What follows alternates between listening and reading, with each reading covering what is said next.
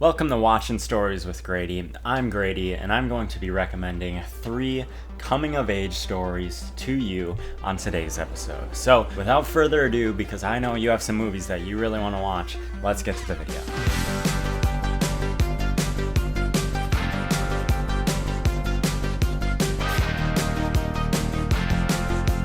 Hello, my name is Grady Wyzorek, and I really love stories, and because I like stories, I like movies. One of my favorite types of movies to watch are when the characters are growing from a really underdeveloped point A to a very developed point B. And they're always a developed character from the beginning to the end, but we see them develop from their flaws into a less flawed person, overcoming potentially what is troubling them, and potentially getting the thing that they want, or are searching for, or are seeking out. Now, I'm not going to go into the science of story and all of that fun stuff. I'm here to recommend you 3 movies, 2 of which I have right at my side that I'm going to show you, and then 1 of which that I don't really have with me. The thing is, I really like coming-of-age stories, but I don't really know how many I've seen. So if you have any coming-of-age stories that aren't recommended in my 3 coming-of-age movies that I'm recommending here, please recommend them below and I'll probably check them out. And who knows, I might make a video on it and reference you in the video that I make. The first movie I'm going to mention is not the one behind me. It is one that I do not own a copy of. It is one that inspired me in my younger years to write a script based on it, even though I hadn't even seen the film yet. The thing that sticks out to me most about this film isn't only the film itself, which I now have seen, but it's the concept behind the movie, and it's just so appealing to me. It's called The Breakfast Club, about roughly 5 teens who are stuck in detention and have to get to the end of it together. And it's what Abed in Community would call a bottle episode, and I love bottle episodes so much, which are pretty much where it's one movie or one episode or whatever it is that is all set in one place, and we're able to see the dynamics of things change all between 4 walls. It's been, I think, over 4 years since I have seen this movie, or a little less than 4 years since I've seen this movie, so I don't remember too many of the details, and the reason I recommend it is just because of the concept itself, and it's just super interesting to watch how these very different characters are all forced to be together and how they change from point A to point B. Second movie I'm going to recommend is Rebel Without a Cause. I somehow have 2 versions. I'm not sure what the difference are. The thing is, usually I see movies, and then if I like them, I buy them. So Rebel Without a Cause, I think I streamed it on TV before I bought it. So I'm gonna set this down because it makes a lot of noise. But Rebel Without a Cause is a movie starring James Dean, who's kind of like the Paul Walker combined with Justin Bieber of like the mid-1900s. He was the heartthrob, as they say. And then the co-star that he's starring with is the girl from West Side Story, which when I watched West Side Story like 6 to 8 months later, for some reason I didn't even realize that it was the same person, same girl as Rebel Without a Cause girl. When I was watching West Side Story, I'm like, that girl looks familiar. I'm not going to spoil this movie at all, but like I said, it is a coming of age story, so we're able to watch this character grow from point A to point B.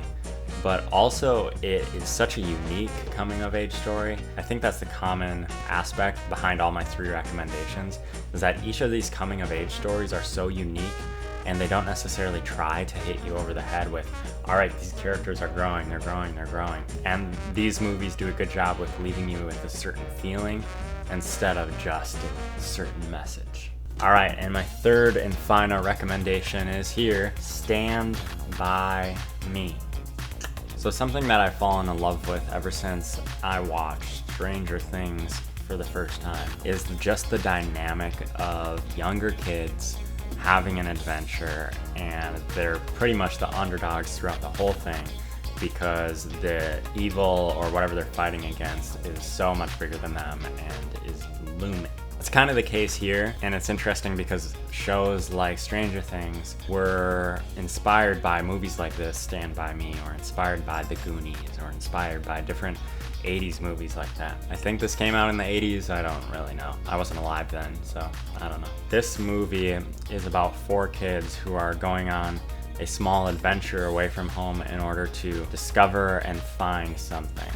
And I'm not going to spoil what it is, and I'm not going to spoil the conflict, but there's definitely some scenes that stick out as memorable and tense. And interestingly enough, just like the movie Shawshank Redemption, this movie was inspired by one of the stories from Stephen King. The original story was called The Body. There's one part in The Body, and it's in this movie as well, that just throws me for a loop whenever I either read it or I listen to the audiobook technically for The Body, and it throws me in this movie too. It's just so weird and so out of left field. I think once you get to the end of this movie, or once you read the book, you'll know what I'm talking about. It happens, I think, about 3/4 of the way through. I can spoil it. It's just a story that one of the kids tells. I feel like maybe it has pertinence to the plot, maybe it's important, but it's just so random. I don't think it has any importance to the plot whatsoever. But I did hear someone talking about this movie or the book or one of them, and they were saying it actually is important because it doesn't necessarily move the story forward, but what it does is makes you care a lot more about the characters and shows what it's like to be a kid. It's this type of story that a kid would tell.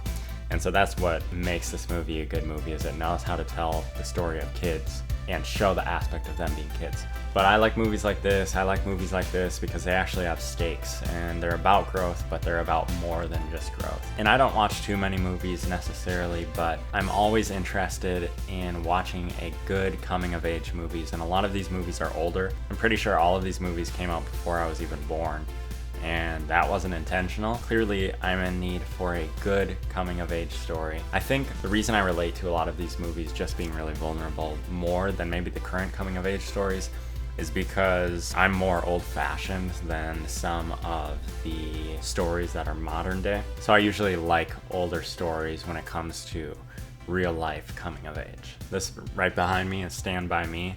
If you want to know what they're looking at and what they're so surprised by, you're gonna have to watch the movie. What I want to hear from you is if you have any coming of age movie recommendations for me, I want to hear it below, and I might eventually do a review and call you out and thank you for the recommendation. Or I might completely slaughter your favorite movie, I don't know. All right, that's all I got today. Thank you for watching Stories with Grady, and now have fun spending 6 hours of your night watching 3 movies back to back. All right, adios.